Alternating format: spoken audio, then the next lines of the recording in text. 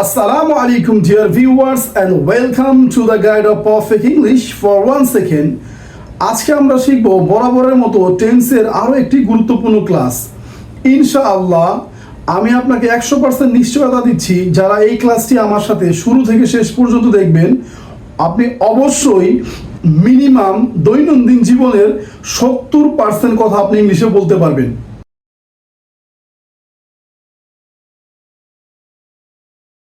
যেমন আজকে আমরা জানবো কিভাবে doing verb or action verb দিয়ে বাক্য বানাতে হয় প্রেজেন্ট ইনডিফিনিট টেন্সে। যেমন আমি এখানে নিয়েছি বরাবরের মতোই সাবজেক্ট, যেই সমস্ত সাবজেক্টগুলো আমি নিয়েছি এগুলোর সাথে আপনি doing verb or action verb নেবেন। আমি এখানে কিছু ডুইং ভার্ব অর অ্যাকশন ভার্বের ভার্ব লিস্ট দিয়েছি। যেমন আমি বাক্য বানিয়ে দেখাচ্ছি, যেমন আই ডু আমি করি। প্রথমে আমি সাবজেক্টগুলো ভালোভাবে জেনে নিন। যেমন I we you you they he she it Karim Karim and Rahim. যেমন আমি আমরা তুমি তোমরা তারা সে ইহা করিম করিম এবং রহিম।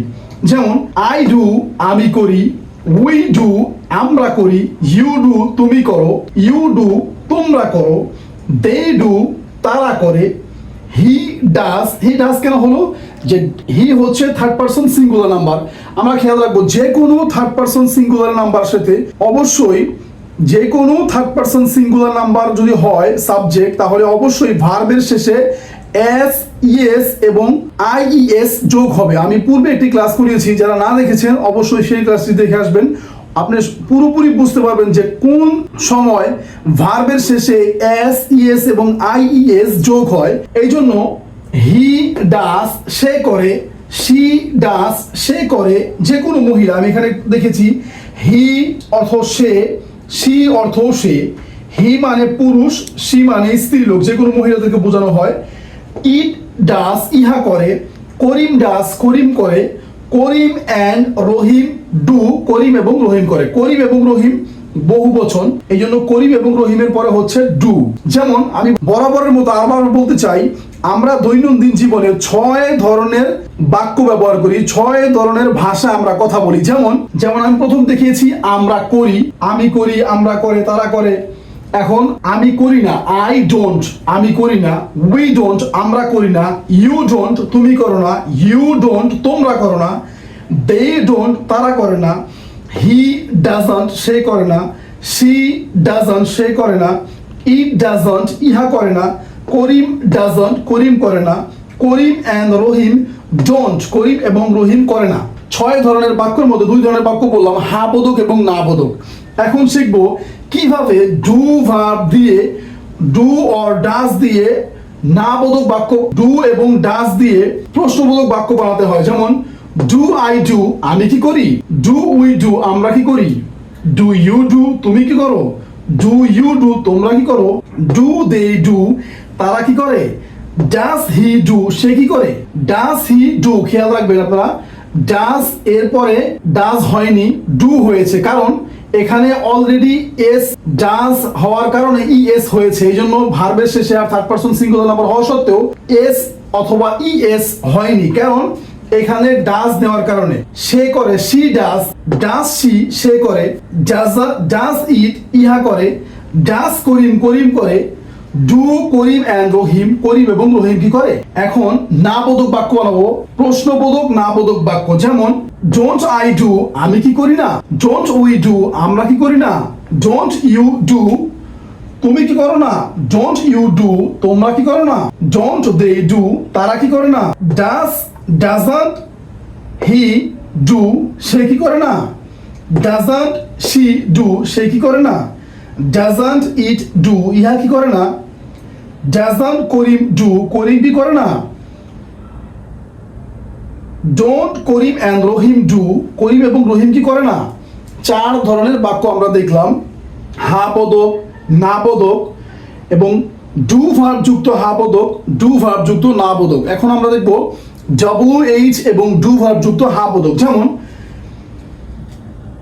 when I do, when do I do আমি কখন করি, when do we do আমরা কখন করি, when do you do তুমি কখন করো, when do you do তো তোমরা কখন করো, when ডু দে ডু তারা কখন করে, when does he do সে কখন করে, when does she do সে কখন করে, when does it do ইহা কখন করে, when does করিম do করিম কখন করে, when do করিম and রহিম করিম এবং রহিম কখন করে।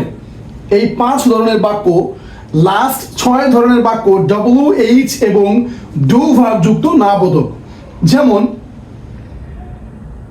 আমি কখন করি না, when don't I do আমি কখন করি না, when don't we do আমরা কখন করি না, when don't you do তুমি কখন করো না, when don't you do তোমরা কখন করো না, when don't they do তারা কখন করে না, when doesn't she do সে কখন করে না, when doesn't she do সে কখন করে না, when doesn't it do সে ইহা কখন করে না, when doesn't করিম do করিম কখন করে না, when do Karim and Rahim don't করিম এবং রহিম কখন করে না। এইভাবে প্রত্যেকটি সাবজেক্ট নেবেন আলাদা আলাদা, প্রত্যেকটি সাবজেক্টের সাথে, সাবজেক্ট যদি থার্ড পারসন সিঙ্গুলার নাম্বার হয় ভার্বের শেষে এস ইএস এবং আইইএস যোগ হয়। আমি এখানে কিছু ব্যতিক্রমী ভার্ব নিয়েছি আলাদা আলাদা বোঝানোর জন্য। যেমন আমি নিয়েছি ওয়াচ, ওয়াচ ওয়াচ ভার্বটির পরে লাস্টে সিএইচ আছে। আমি আগে একটি ক্লাসে বুঝিয়েছি যেই সমস্ত ভার্বের শেষে CH, SH, TH, OH, X এবং এস হয়, এরপরে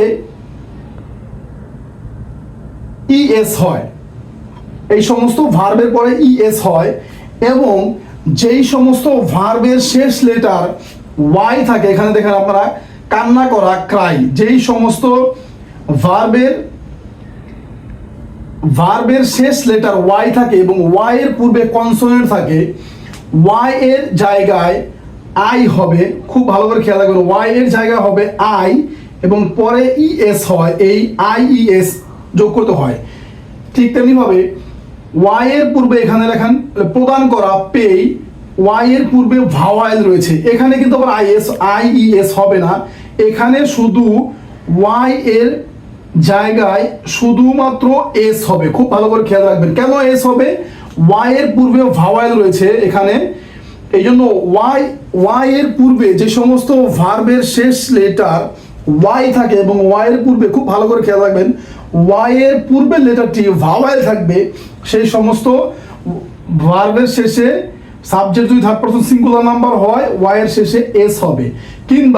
কিন্তু যদি ওয়াই এর পূর্বে কনসোনেন্ট থাকে সেক্ষেত্রে ওয়াই এর স্থলে আই এবং পরে ইএস হবে, এই আইইএস যোগ হবে। ইনশাআল্লাহ আমি হয়তো আপনাদেরকে বুঝাতে পেরেছি। অবশ্যই আমি যেভাবে দেখিয়েছি এভাবে প্রত্যেকটি সাবজেক্ট নিয়ে আলাদা আলাদা ভি ভার্বস নেবেন এবং এই ডু ভার্বস দিয়ে বাক্য বানাবেন। যেমন আমি দেখিয়েছি শুধুমাত্র ডু ভার্বস দিয়ে, ডু মানে করা, ঠিক তেমনিভাবে ইট, যেমন I eat, we eat, you eat, they eat, he eat, she eats, eats Karim and Rahim eat. এভাবে আপনাকে বলতে হবে। যেমন এরপর আছে দেখা, যেমন I watch, we watch, you watch, they watch, he watches, she watches, it watches, Karim and Rahim watch.